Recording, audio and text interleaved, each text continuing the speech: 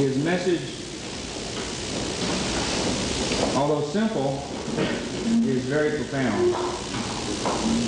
He's a high energy, enjoyable, entertaining speaker.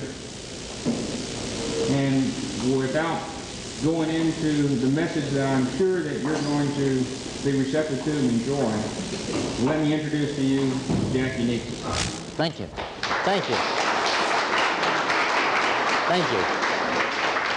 Thank you, ladies and gentlemen, and thank you, Jerry, for that wonderful introduction. As usual, that's, as I've said before, probably the finest introduction I have ever received in my entire speaking career. You delivered it just the way I wrote it, and of course that always helps. Now, a lot of you may not know that this is a return engagement for me here, for Dupont, Sabine River Works. I'm being brought back by popular demand. I spoke for you in 1956.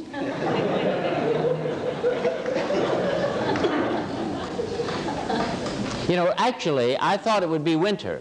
I mean, really winter, January, February, blizzard winter when I came back, because I heard the manager then say to one of the members of the staff, it'll be a hell of a cold day when he comes back. But I love being in this area, because you see, a lot of people don't realize that Beaumont, Texas is my home. In other words, I'm from the Golden Triangle, or the Triplex, whichever you prefer. And I'm very sentimental, I'm very nostalgic. I'm one of these people who love to sort of come home and see familiar faces from the past who remind me of memories that I shall never want to forget. And I had a seminar a couple of weeks ago in Beaumont at the Holiday Inn there, and we had a break mid-morning, and I went out in the lobby. I saw a friend of mine. I said, Ed, hi, Ed. Ed, tell me, how are things in the Beaumont, Texas area? He said, oh, the Johnson grass and the Baptists are taking this area down here. He says, I've been thinking of going to Minnesota, where they only got 5% Baptist. About that time, a fellow standing over to the side said, Ed, why don't you go to Arizona, where they only got 3% Baptist? About that time, a very distinguished gentleman with a handlebar mustache, standing over to the side, yelled over and said, brother, why don't you all just go to hell where they ain't got no Baptists at all?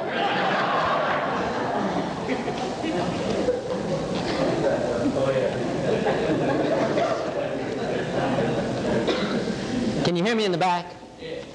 If you can't, you got the best seats in the house. I just thought I'd tell you. Look, this is not going to be one of those long, drawn-out, boring kind of lectures for several reasons. First of all, I see the sun is right down on you. You're going to have some pretty good suntans. But I'm not going to let you get restless. I'm not going to let you get bored or anything like that. You see, I cannot be here as long as I had previously planned, because I'm due back in J.C. Penney's window with this suit in a little while. So we've got to move it. I'm a little bit weary. I'm a little bit tired. I think you can see these bags under my eyes. Well, here it is, what? Friday. When your speaker starts out last Friday in San Francisco, and then on Saturday has to be in Chicago, and then on Sunday in St. Louis, and then on Monday in Dallas, on Tuesday back in Tulsa, Oklahoma, on Wednesday in Houston, on Thursday and Friday in Orange. Well, when your speaker's had a schedule like that and gets up and says, nice to be here, glad to see you. Well, you know, it has that extra ring of sincerity about it. You know, so I can tell you, I feel just like one of you. I've only been here a couple minutes, but I feel just like one of you. I don't know which one of you it is I feel like, you understand, but whoever it is should go home right now and rest.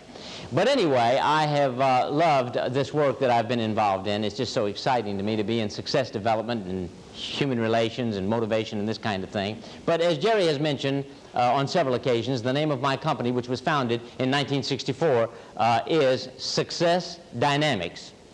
I think you'll agree that's a very exciting name for a business. The only problem with being in the success development profession is that everything you do must project and represent success. Obviously, if you're going to show people how to succeed, how to achieve their goals and objectives in all 8 areas of their life, everything you do must exude and project and set the example for success. You've got to practice what you preach what you practice, and be what you seem to be. I felt it was very important to have an impressive office. I wanted gold leaf on the window, Success Dynamics. I wanted you to be able to come to my office and be very impressed with the physical facilities of what you saw. I wanted it to look successful. Well, like most people starting out initially in business, I had no funds. I had no financial resources. I scraped up, borrowed all that I could get my hands on, and did end up with a nice office. It was small, but it was nice. I'll not forget the day before formal opening of my company, Success Dynamics in Beaumont, 1964. Nothing was going on, obviously. I was seated in my office alone, kind of daydreaming, pensive, sort of looking out the window, but I heard someone coming through the front door. Naturally, I wanted to look very occupied, very busy, very much in demand, so I simply picked up the phone and started talking. Said, "Hello, thanks for calling. How can I help you? You want an appointment? This month? Oh, gee, looks like we're totally booked. Don't see a thing on the calendar. Hold on, I do see one spot. It's the 23rd, that's a Thursday, 3:30 p.m. Do you think you could come in on that day?" "Oh, you can." Well, fine, I'll put you down. I appreciate you calling and look forward to seeing you on the 23rd. I hung up the phone. I looked at the fellow walking in. I said, "Sir, may I help you?" He says, "No, I'm just here to hook up that phone."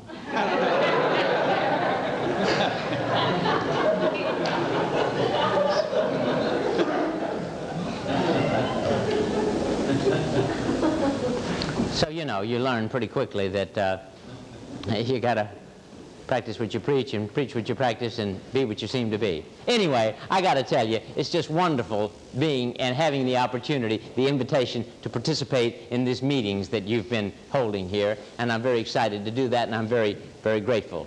I'll just simply begin by saying that I came here to speak, and you came here to listen. If you get through before I do, would you hold up your hand? And we'll split.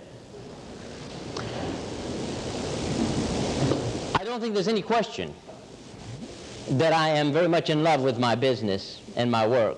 I feel so very fortunate because I have the opportunity, just like today, to visit with people in every walk of life, on every level of business, industry, the many formal professions, but to discuss with people their hopes, their dreams, their ambitions, what indeed we all intend to do during this limited engagement we call life, on this plane of existence we call Earth. And because I care about people and always have, because I'm very sensitive and all my life have been to the way people feel in all 8 areas of their life, I've made a concerted effort to learn as much as possible about human nature. Things like, for instance, most of the people I have met want something and also fear something. Most of the people I have come to know in my life are looking for what I call in life the slight edge. That certain something that will make the difference in success or failure. That certain something that will make the difference in happiness or despair. I think that we all can agree here today that competition in this world today is more fierce than it has ever been in the history of time in all categories.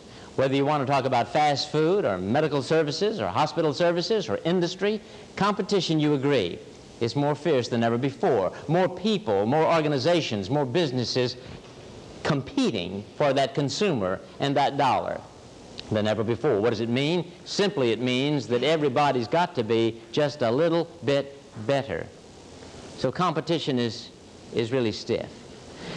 I basically, in my work, have always tried to operate and subscribe to 3 fundamental philosophies, and they are this. That first of all, I believe that success is a journey, never a destination.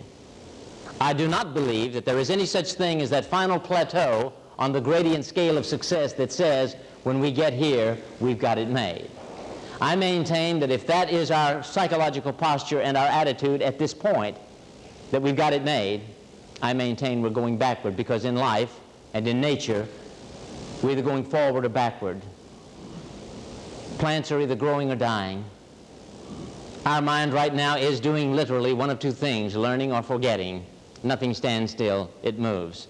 So I say to you, success is a journey, it is not a destination. That is a very healthy, I believe, philosophy to subscribe to. Number 2 is I believe that the biggest room in the world is the room for improvement. And number 3, I believe that in this life we're living, what is more important than what becomes of us is what we become. A typical question that I receive frequently from people trying to achieve a goal or an objective, executives, leaders. Here is a typical common type of question that I receive. They say to me, Jack, you've been in marketing, you're consulting, you've been in success development, sales development, all this sort of thing. You've been in advertising and public relations.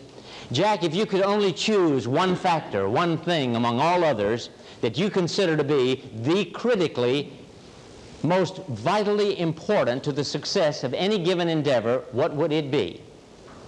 When we talk about everybody trying to achieve a permanent, consistent competitive edge, if you could only choose one ingredient, one factor, one thing that represents the most important, what would it be? Would it be in a new physical facility, perhaps? Would that give us the competitive edge? Would it be in some sort of new, computerized, sophisticated equipment? Would that give us the competitive edge? Is it in an advertising campaign? Would that give us the edge? Of course, the answer to all these questions is yes. It would give you a competitive edge temporarily.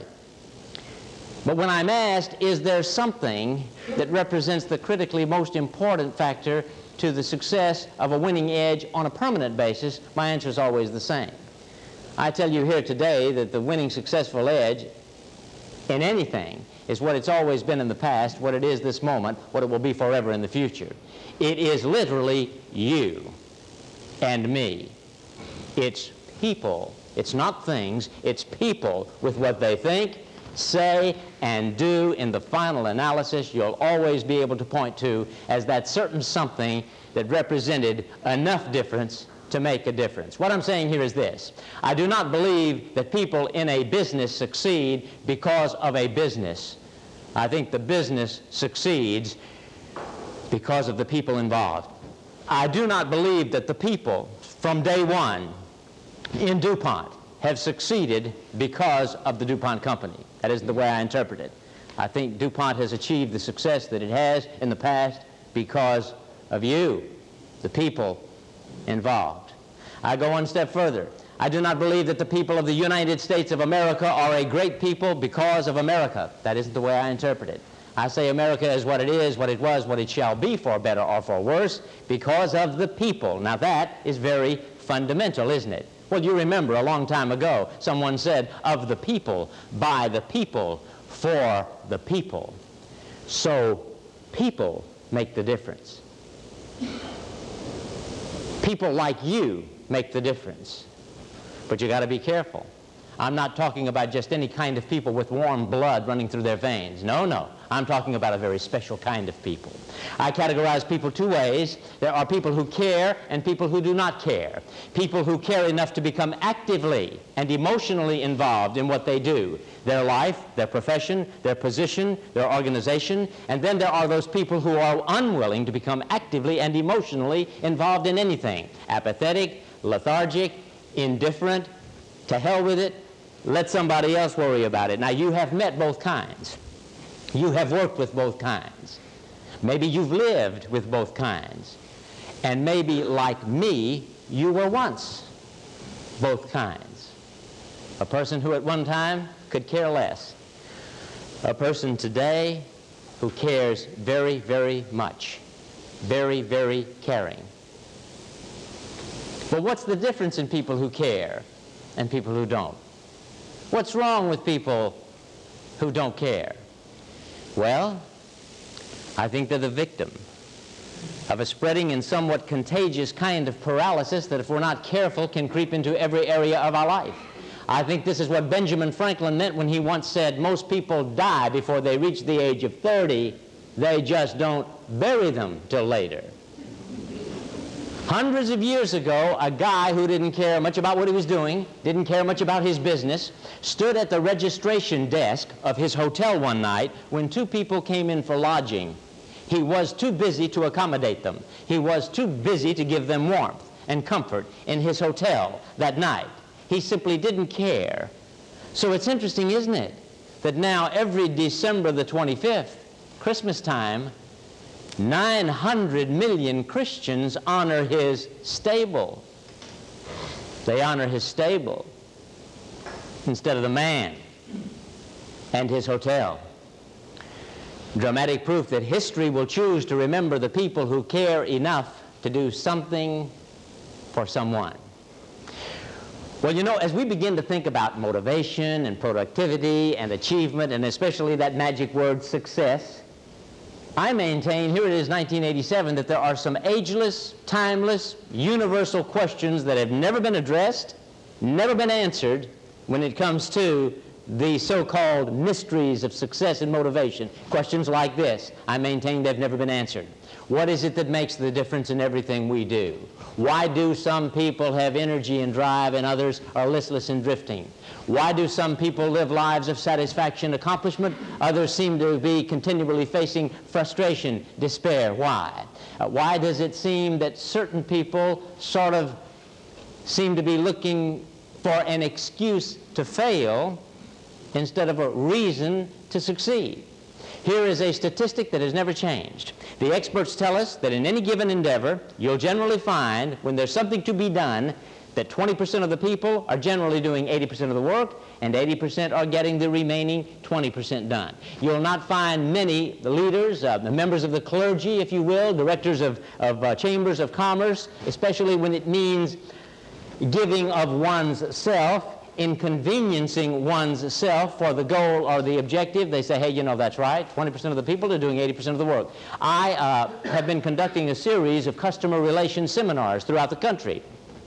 And I find, upon very close analysis, that in all of these organizations, I find that 20% of personnel are practicing successful customer relations essentials, and 80% are doing 20%. Well, they tell us that the answer to what it is we're talking about here in all these unanswered questions lies in an almost magic, mysterious, used, abused, almost worn through word called motivation. Boy, they say this is the #1 problem of people today. Motivating ourselves, motivating others.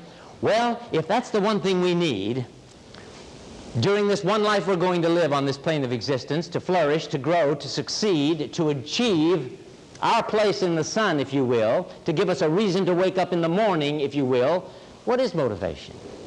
I mean, where does it come from? How is it developed? Why do so few people seem to have it? Well, very simply, motivation is the invisible ingredient that propels people to action, right? It's the quality of personal emotion that supplies the drive for success and achievement, okay? All successful people sort of seem to be what? Motivated people.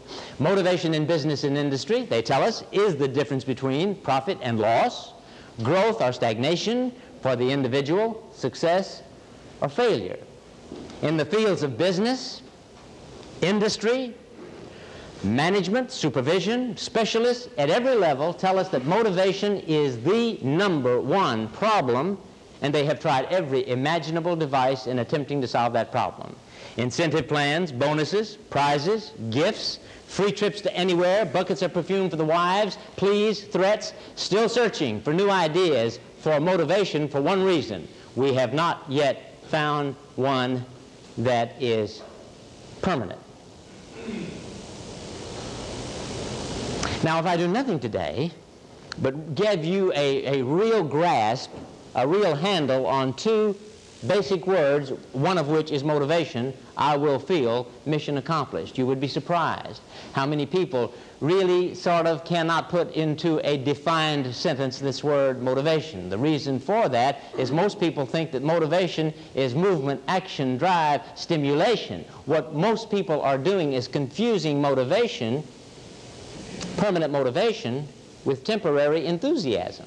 See, that's why we're so confused. Why was I so up on Tuesday, and the following Thursday I was so down? I was depressed, I was indifferent, I was apathetic, I lacked energy. See? We're constantly being bewildered and confused because we do not understand that motivation really has nothing whatever to do with a mood, an emotion, or a feeling. I guess one of the most important things I'll say today is to tell you that like summer, winter, spring, and fall, moods will always change. It's a law of nature. There is no such thing as a permanent mood. There is no such thing as permanent joy, permanent sadness.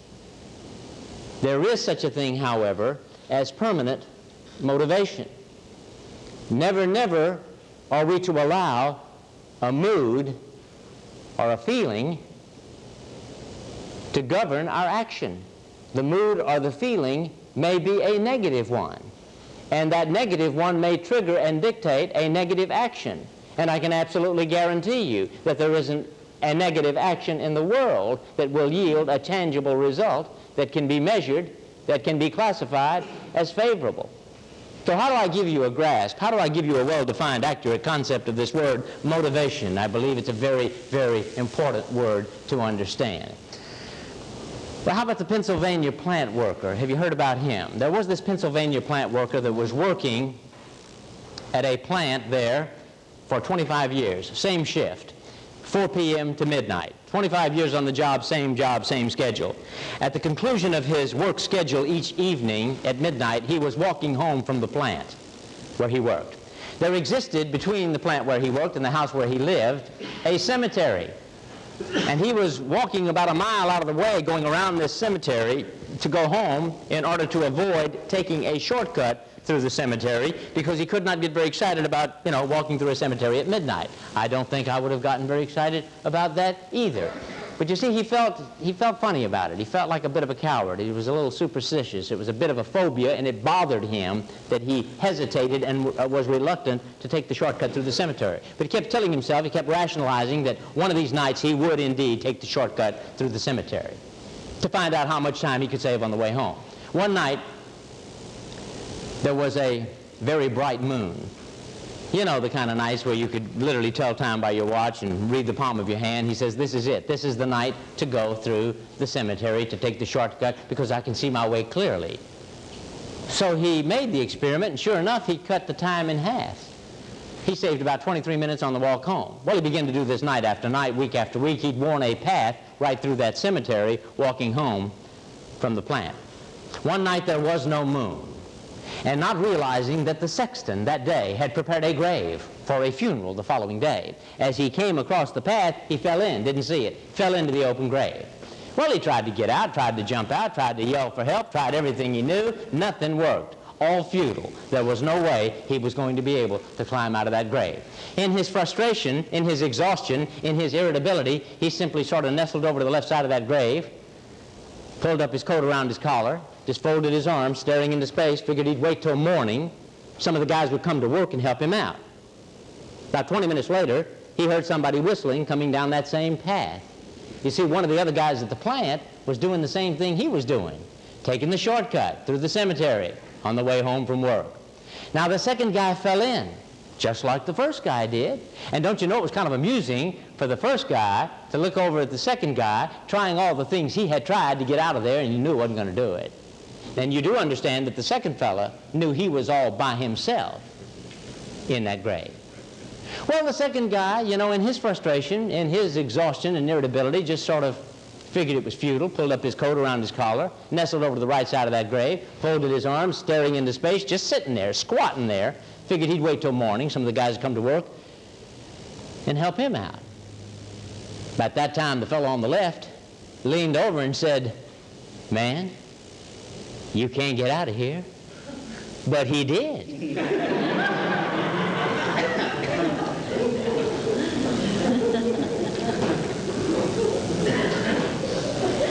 That's motivation. It is amazing what we can do that we don't think we can do when there is a reason to do it. Basically, and I think this is important, it's a little academic, but it's important to understand. Basically, there have always been three kinds of motivation, really two kinds of motivation. First of all, there's incentive motivation based on reward, a motivational concept in which a person is rewarded for extra effort. Incentive motivation works sometimes, but the thing that's wrong with incentive motivation is that it's based on the wrong thing. What is incentive motivation based on? Well, let me put it this way.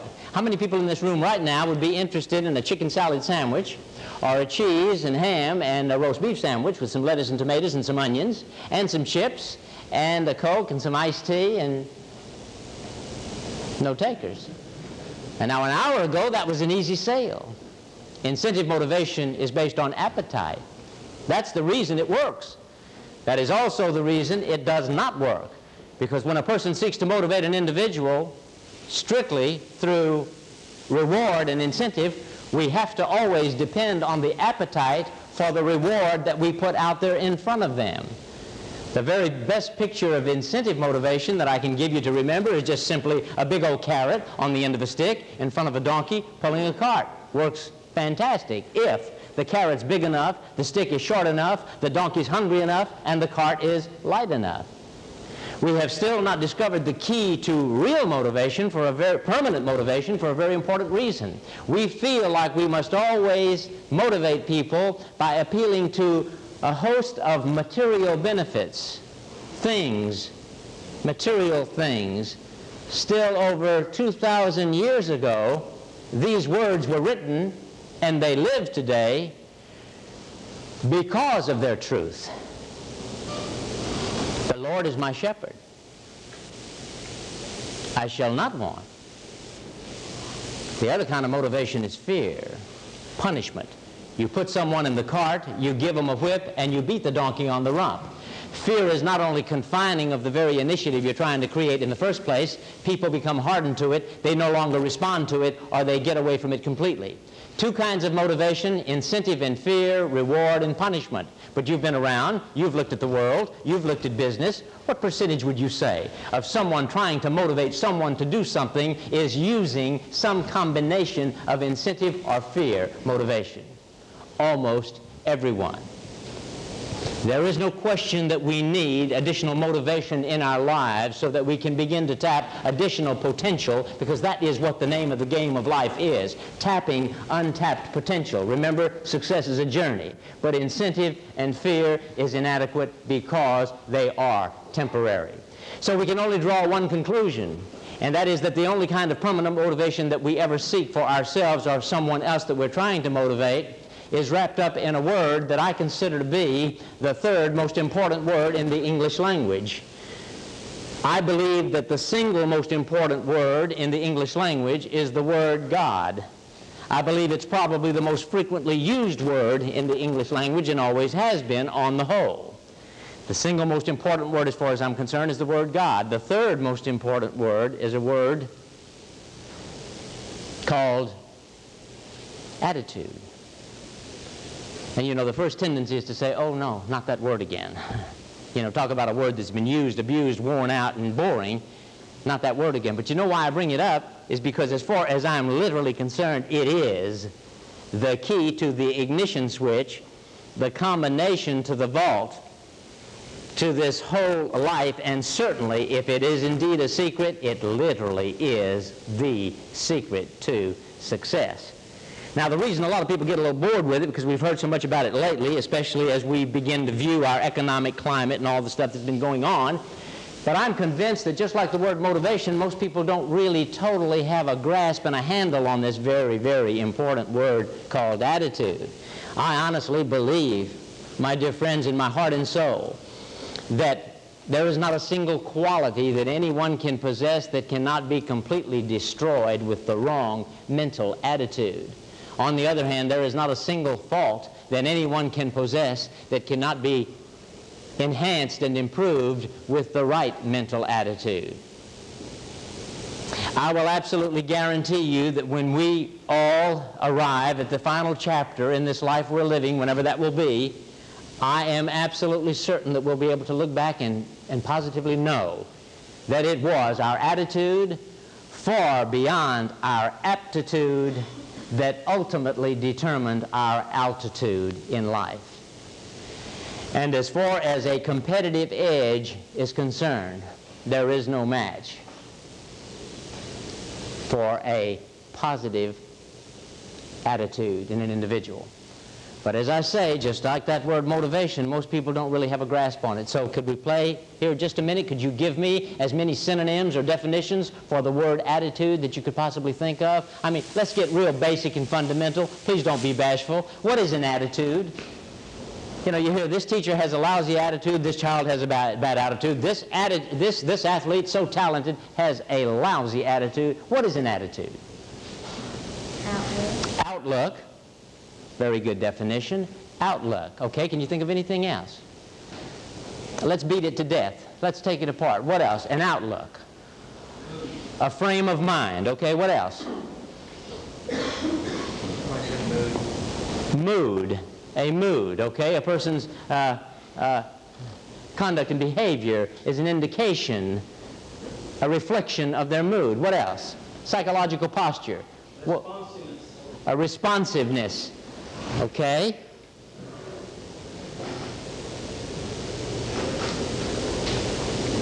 Outlook, frame of mind, psychological posture, mood, responsiveness. Okay? Excuse me? Spirit. Great, beautiful. Okay, as an analogy, is my attitude my motion picture projector or my motion picture camera?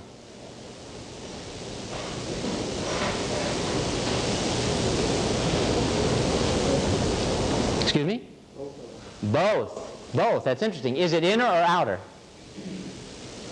Both. It is both. When you begin to describe an individual, you generally refer to his or her, what? Personality. And essentially, a personality is an outer expression of the inner individual, the inner attitudes. So it also becomes and is a habit of thought. Very good, class. Class, very good. Now, let me ask you this. When is an attitude formed in the first place within an individual? At what age does an attitude start to develop? Excuse me? Instantly, immediately, practically at birth. These are called our formative years from our birth to approximately age 9 or 10, so follow me here. What happens to a child? Let me tell you what happens to a child. They start out in life with an open mind, and that is the last time they have one.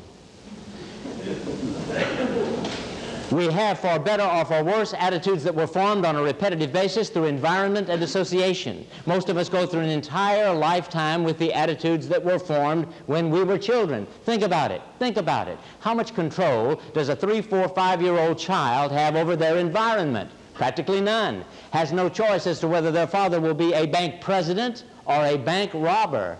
Has no choice as to whether their father will argue with diplomats in the United Nations over the great issues of the day, or will argue with the guys in the pool room over whose shot it is next. So the average individual goes through life either the victim of or the beneficiary of attitudes which he or she had absolutely nothing to do with forming. So as far as I'm concerned, when I understood that reality, it became a revelation to know that now, as a mature adult, we have a choice. You and I have a choice. One of the most exciting revelations of my life was that, hey, I have a choice to be the kind of person I want to be, to possess the kind of attitude I want to possess. I can be the Jack that I see myself being. It is undeniably true that we're all born and created equal, in my opinion. That's the way it should be. That is, we are all born with the equal opportunity to become unequal. And in the final analysis, I think the only thing that gives any of us the right, the eligibility, so to speak, to become unequal at any level, on any basis, is first and foremost our attitude, our ambition, our initiative, our willingness to become actively and emotionally involved in a worthwhile cause or endeavor. And what I asked you could be more worthwhile than the only life we're ever going to live on this plane of existence. Now I want all of you to understand that you've got a speaker here today who understands that there is just an awful lot out there in this life over which we have no control, nor do we have the power to change, which is very, very much responsible for most of the population's attitude. I want you to understand, and I'll speak a little more slowly now, that there is much in this life out there over which we have no control, nor do we have the power to change. God grant me the serenity to accept the things I cannot change, the courage to change the things I can, and the wisdom to know the difference. That great serenity prayer, which has given so many people so much comfort and stability through the years. As I begin to examine that magnificent statement, that magnificent axiom and principle, I'm amazed at how many words there are synonymous with attitude. God grant me the serenity. Serenity is an attitude. To accept, that great fantastic word, acceptance. Hey, I can accept this. The courage to change the things I cannot, and the wisdom to know the difference. And I will absolutely guarantee you that when you can practice those three attitudes of serenity, acceptance, and courage, I guarantee that the wisdom will be an automatic byproduct of being able to do so. But once again, it's a pretty negative world we're living in, is it not? And wouldn't you say it's been a pretty negative atmosphere and climate in the past couple of years as far as the economy is concerned? Isn't it an amazing thing and a frustrating thing to know at this very moment, me, Jack, I have no control whatever, personally, right now, over what's happening in Northern Ireland or Southern Africa, both of which I disagree with. Right now, I have absolutely no control and feel so frustrated about it that I can do nothing about the fact that Terry Anderson and Terry Waite are being held hostage. They've been kidnapped. Can you think of anything worse in the world? At this moment, I have no control over the crime and the pornography and all of the stuff that's going on in this world. And hey, guess what? At 10 o'clock tonight on the 10 o'clock news, guess what? We're going to hear things on the 10 o'clock news tonight that had not transpired when the 6 o'clock news hit the air. And I will also guarantee you that 97% of what we hear on the 10 o'clock news tonight is going to be of a negative nature. It's going to ring an unpleasant bell. We're going to sit there and say, oh, heck, not that. Gee, that's not very good news. It's a negative world that we're conditioned to, and we have to understand that. That's why this word attitude, you see, just looms out there in neon bright lights.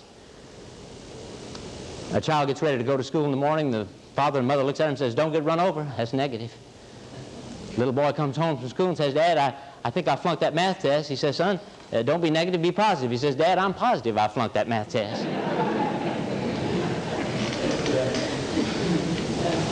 You get the weather on the air, and the guy says, partly cloudy with a 20% chance of rain. Why doesn't he say mostly sunny with an 80% chance of sunshine? Never do they say that. You open a loaf of bread, and what's the first slice called? The end. Every loaf of bread I've ever seen in my life has two beginnings. It's a negative world we live in. There's just no question about it. But that word attitude, while there are these things in my work, in my daily activity, in this world over which I have no control, nor do I have the power to change, when I adjust my attitude toward these things, when I adjust my motion picture camera to all of these things and focus on them and take that picture, the adjustment in my attitude does indeed change these things in terms of their effect upon me.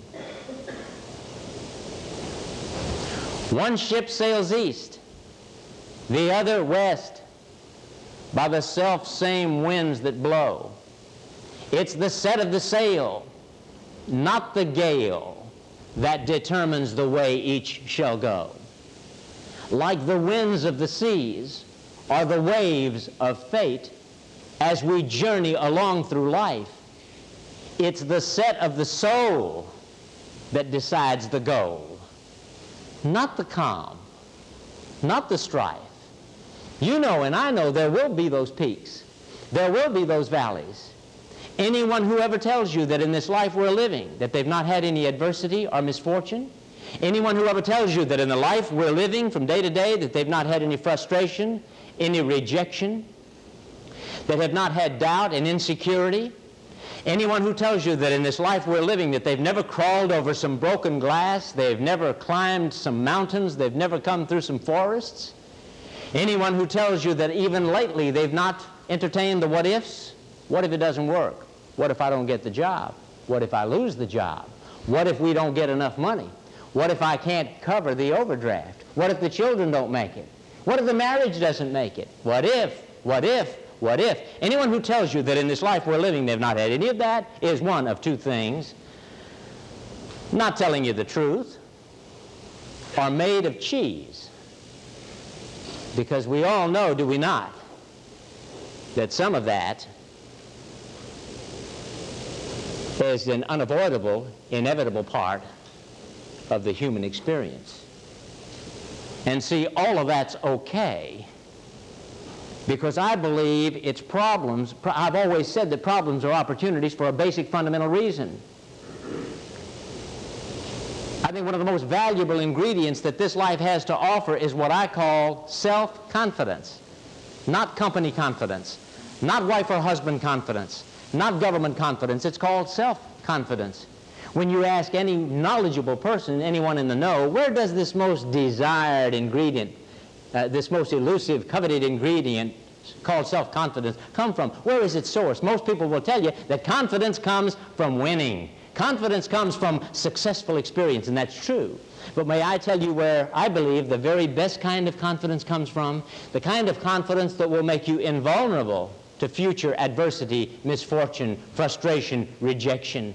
That's the confidence you get from overcoming unsuccessful experience. Strength does not come from strength. It never has, it never will. Strength comes from overcoming weakness. You cannot be strong until you've been weak.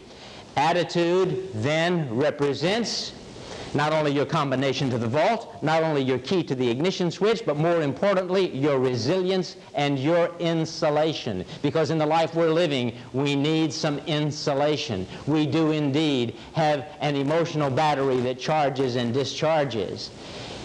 And the attitude indeed becomes that insulation. Attitude is your individual competitive edge on all counts. A lot of people don't understand that in 1981, unemployment in Houston, Texas was as high as it is now. A lot of people don't remember that. I was doing some recruiting for a company. We had an opening for one individual in a parts house. It was not an automotive parts house, but it was kind of a wholesale parts house, that kind of thing. We had a counterman opening. We wanted to hire a teenager.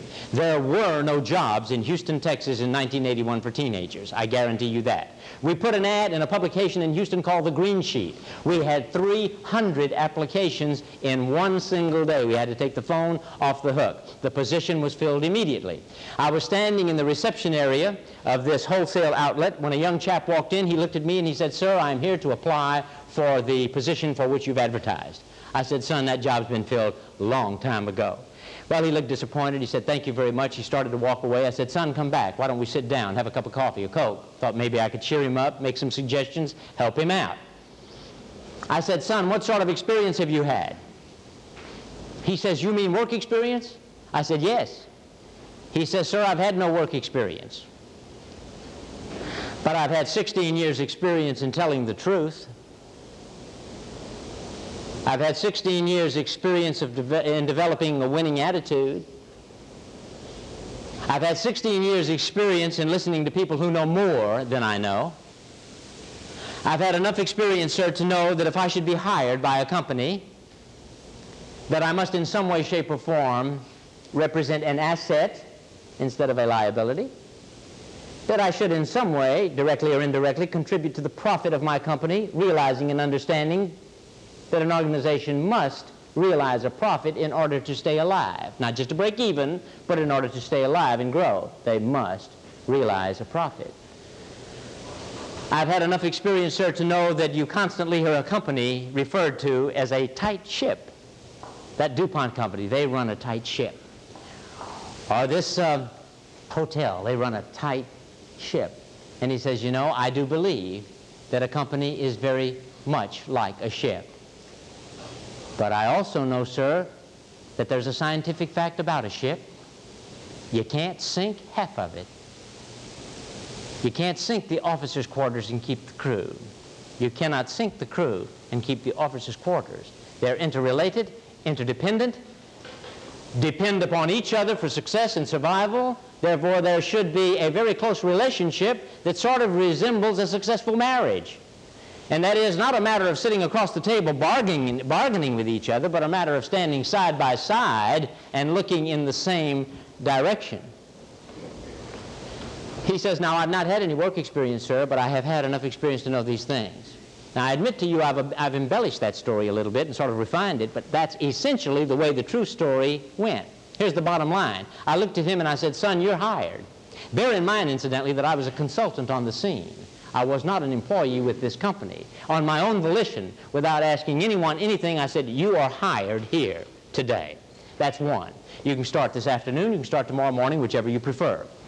Number two, if you'll go out and find 10 people like you who think the way you think, who have your kinds of values, who has your kind of philosophy, you bring them with you, and I'll hire all 10. Now, they can be relatives, and I don't care, you know, color, race, creed, you name it, you bring them. I'll hire them, even if it means terminating existing personnel to make room for them.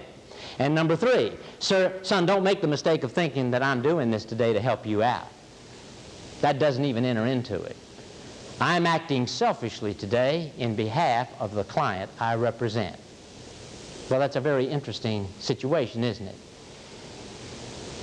I know no executive, I know no astute businessman that would allow an asset like that to get away, because very simply it's awfully rare. And it is interesting to note, is it not, that in a total jobless market, the one thing that created an opening and employment was his attitude, his conduct, and his behavior. Let me share one more thing with you. I, Jack, have never seen the day that I couldn't get anyone hired within 24 hours in anyone's economic climate based entirely on their attitude.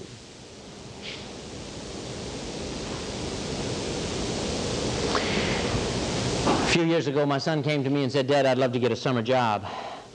I said, have you looked around? He says, yeah, I've been all over the place. I just can't seem to find anything. I said, well, if you could wave a magic wand, where would you like to work? He says, well, I'd like to work at one of the local golf courses if I could get on. I said, okay, why don't you do this, son? Why don't you go see the person in charge, the pro or whoever, and look at him and meet him and introduce yourself and say that you're looking for employment and you'd love very much to assist him in his goals and objectives. In other words, you'd like to join his staff to help him achieve his goals and his objectives. And that you realize that there may or may not be an opening at this time, but more importantly, you realize that you happen to be at this point an unknown quantity.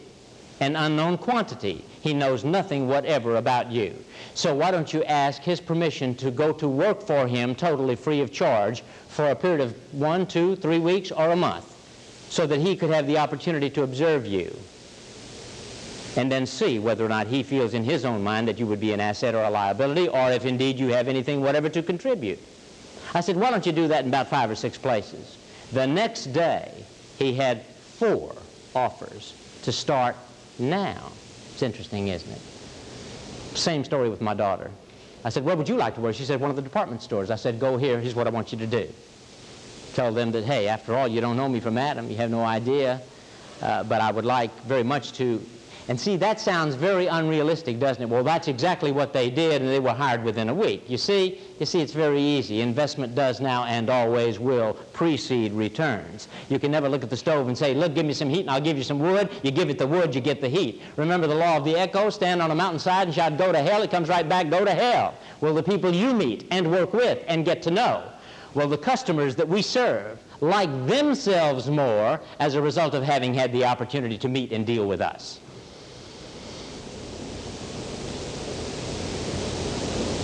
So attitude's the thing, right? However, here is a question that no one seems to want to address. Your speaker does.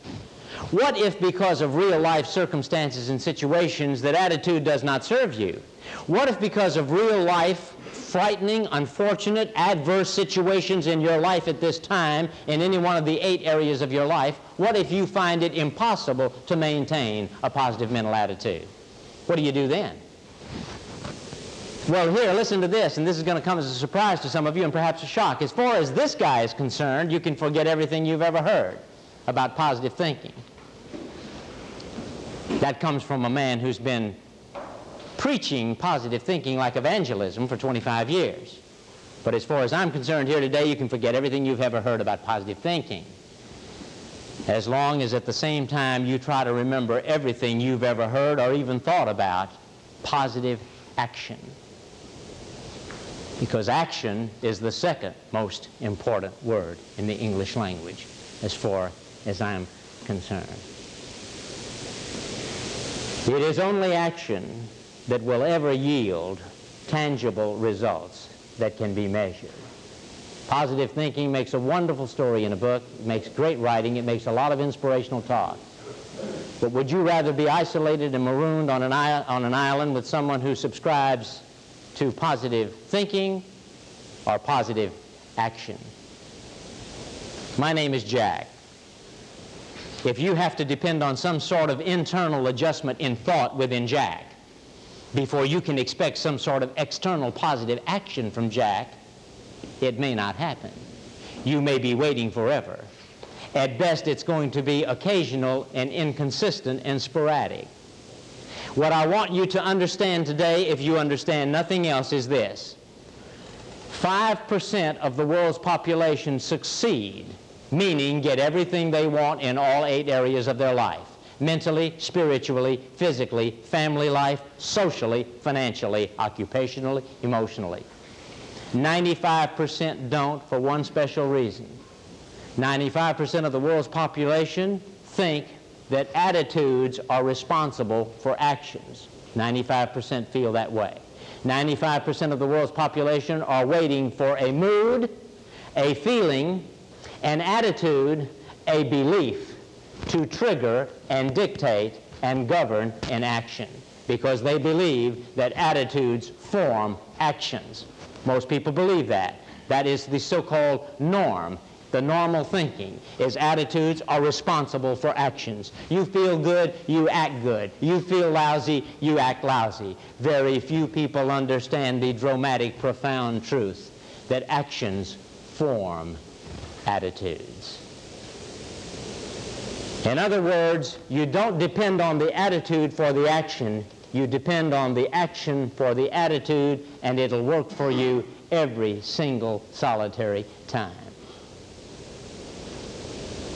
What I'm saying to you, I guess, right now is that 25 years ago I decided that I was going to feel good today. 25 years ago I decided that I was going to try to make someone happy today. 25 years ago I decided that I would then and forevermore use the most valuable words in the English language, then and always. And what are they? Well, they're what they've always been. They're thank you, you're welcome, please, may I help you, is there something I can do for you, I'm sorry if I offended you, I apologize, please forgive me, I love you. Those are the most valuable words in the English language. In addition to that, those are the words that'll make you beautiful, magnetic, appealing, lovable, the works. Beauty is not skin deep. Beauty is mind deep.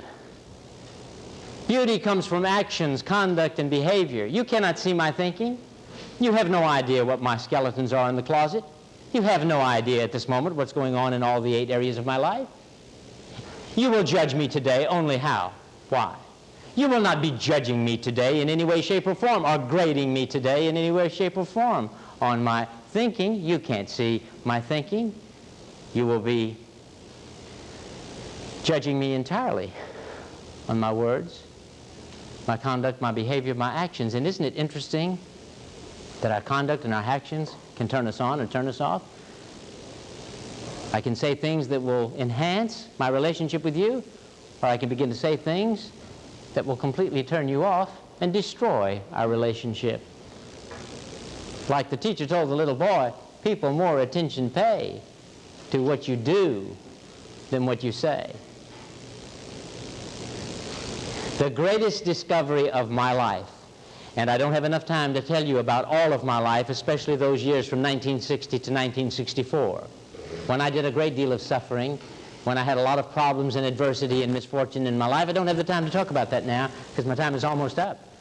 But I can honestly tell you that my life completely turned around when I understood and allowed my actions to form my attitudes. In other words, I started pretending to be the person I wished I was. I read all the books about positive thinking, and I tried very hard to maintain a positive mental attitude, but because I was so frightened and so depressed and so anxious and so apprehensive, I found it impossible to maintain a positive mental attitude. It simply wasn't working. I was a miserable human being, very, very depressed and very concerned about myself. Then one day it dawned on me, you're waiting for a feeling to dictate an action. Why don't you turn the process around? Why don't you smile when you don't want to smile? Why don't you be nice when you don't want to be nice? Why don't you now make the decision to use those most fabulous words in the English language for the rest of your life? In 21 days, my life changed, has never been the same since. I will absolutely guarantee you that at best, waiting for a positive mental attitude, at best, is strictly mediocre. I will absolutely guarantee you here today that a positive mental attitude will always follow a positive action. So much do I feel that way is if you begin to perform positive actions regardless of what other people think, say, and do, and regardless of how you happen to feel at the moment. Let's go over that one more time. If you become the kind of person that regardless of what other people think, say, and do, and regardless of what happens to be going on in any one of the 8 areas of your life, if you can still bypass that and perform positive actions, I will guarantee you that a positive mental attitude, a positive feeling will follow 100% of the time. If you find that that is not true, you have my permission to call me collect for the rest of your life. That's how absolutely certain I am of that profound truth.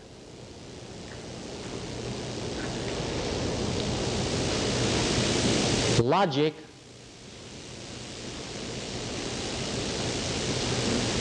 will not change.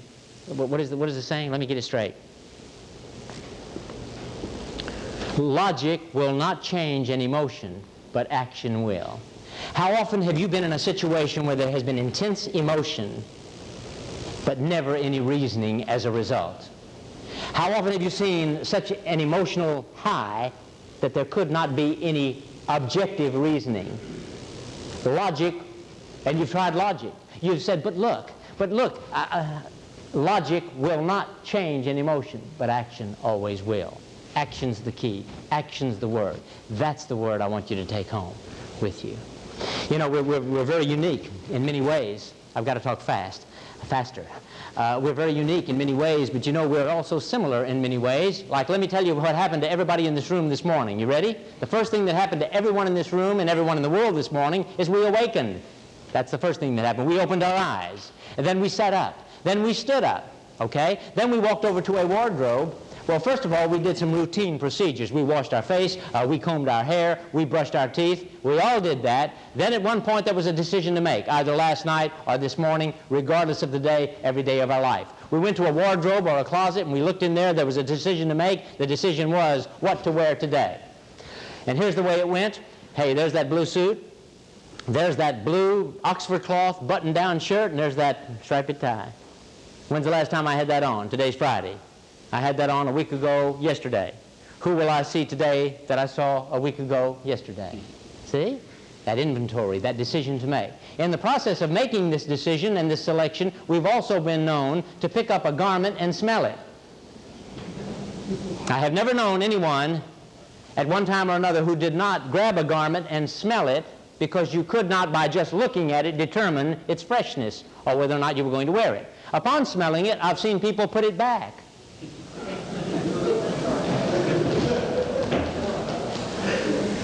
Or take it to the utility room and put it on the washer dryer.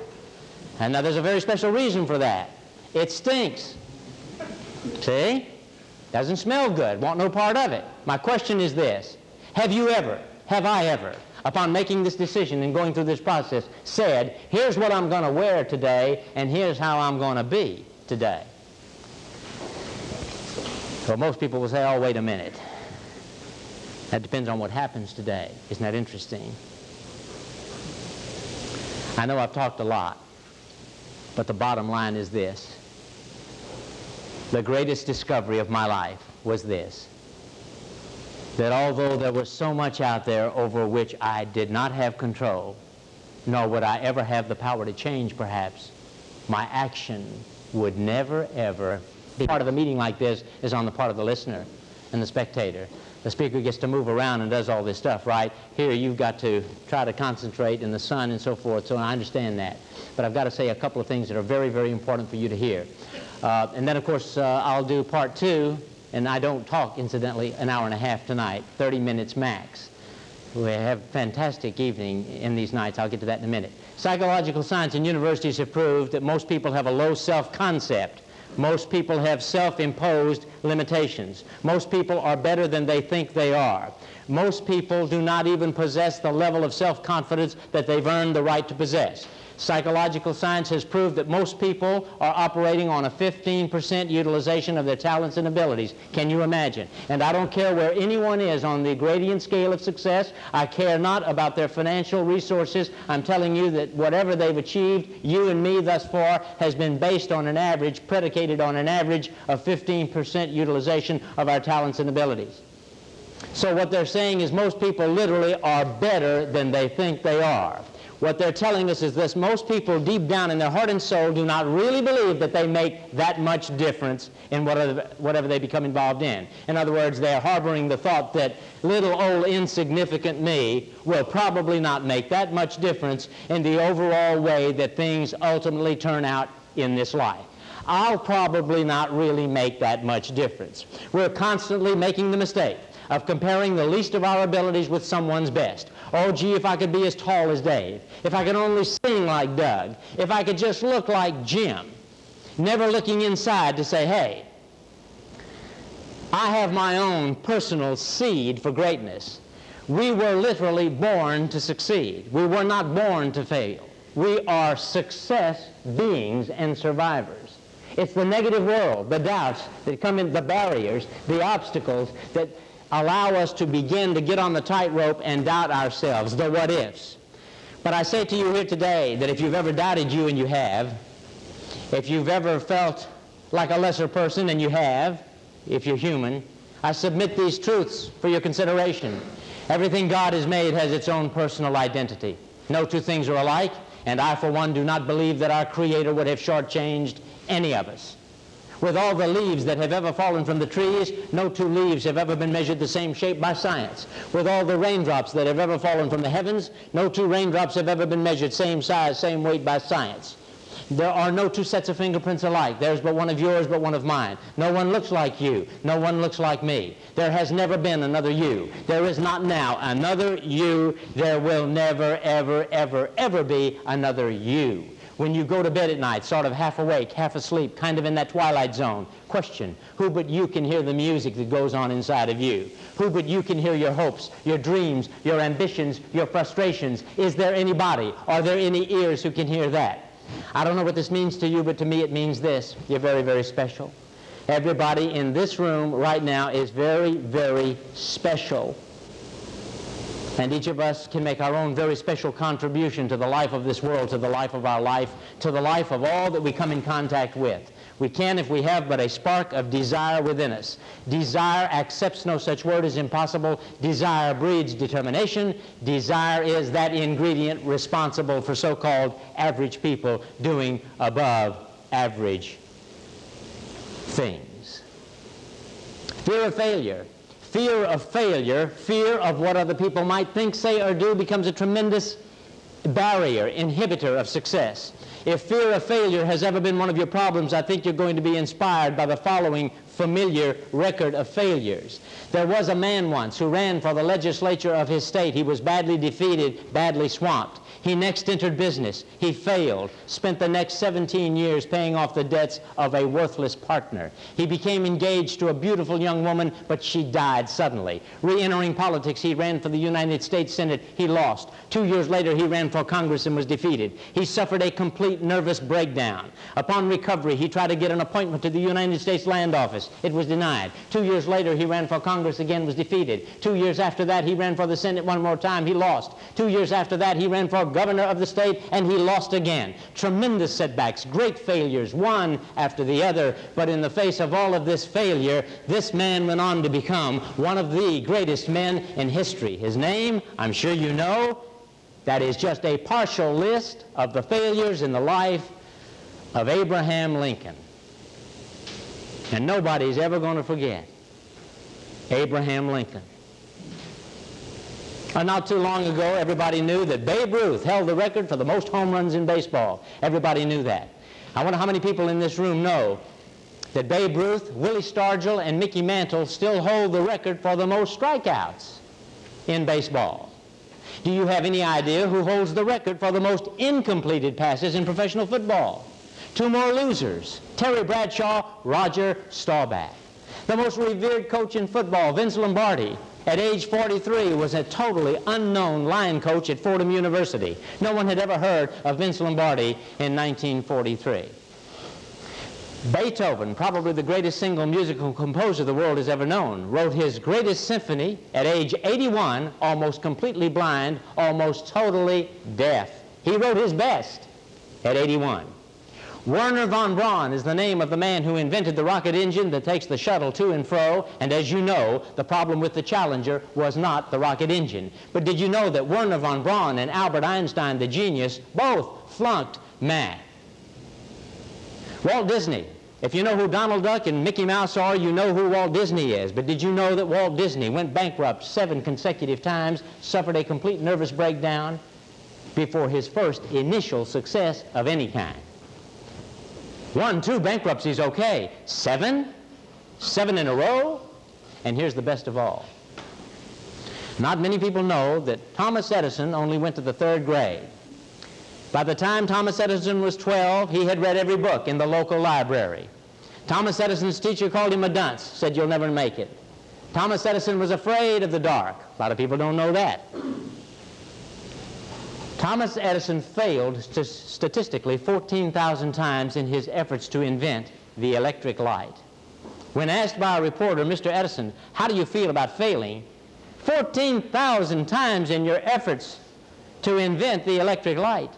His response was, I have not failed at all. I have successfully discovered 14,000 ways that it won't work.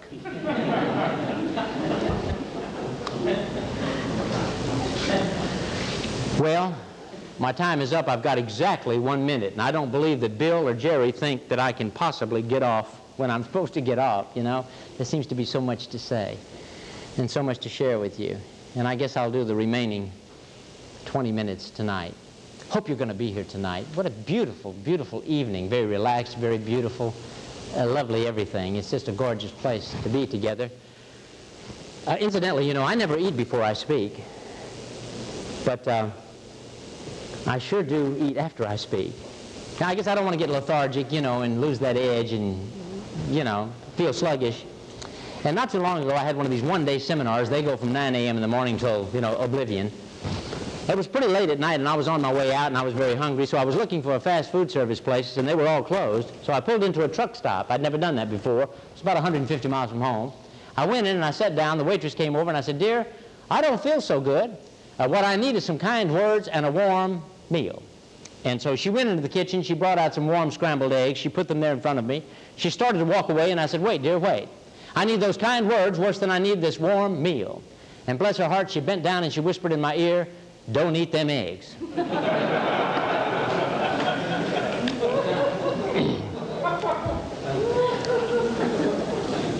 Please forgive me for talking so fast.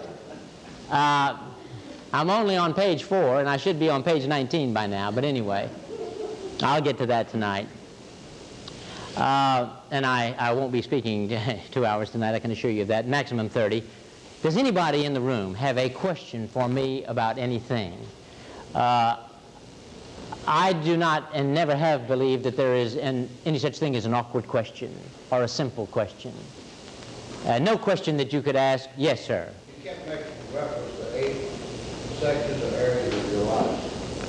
What are you talking about? That's a frequent question because I rattle off like a machine gun. There are 8 areas of our life. Mentally, do you want me to say these slowly so that you can write them down?